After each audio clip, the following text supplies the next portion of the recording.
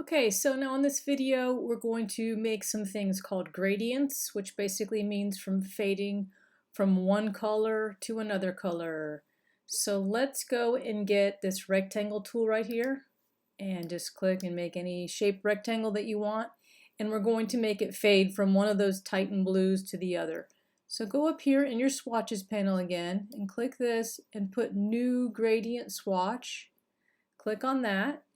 And let's name it Titan Blend 1. The type can be linear. I'll show you the difference between the two later. And then let's go in here and click on what colors we want this to be. So on the right hand side, let's make it Titan Blue 3. And on the left hand side, let's right click that. Oops. Click it on, go to swatches to pick your color and pick Titan Blue 1. So now you see we have it going from the dark blue to the light blue. If you'll notice this little slider here, it lets you make it so the color fades, like more of one color shows than another. And you can put the exact number in here that you want. So we're just going to leave it around 50. That's good enough. All right, and then say OK. And now you can see our rectangle blends from one color to another.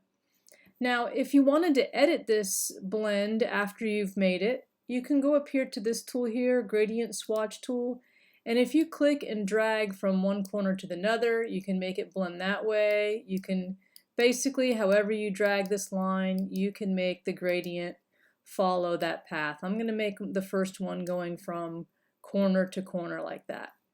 All right, so the next thing that we need to do to make this the background of the whole page is change the size of this rectangle and make it line up exactly on the page.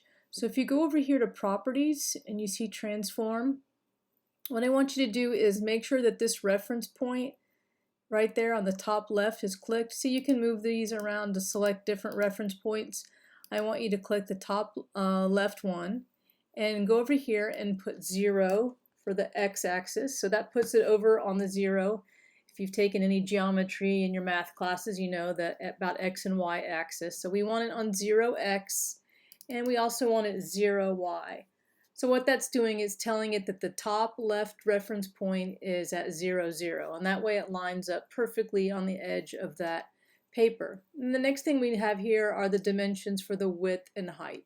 So we want the width and height to match our page. So if you remember at the beginning, you made your width 8.75, and you know that the page that we made is 11.25, and then press enter. All right, so now we have a gradient blend going from the top to the bottom on diagonally, and it's fitting our page exactly. So in the next video, I will show you how to make some patterns that can go over this blend, and then we'll move on to the other pages.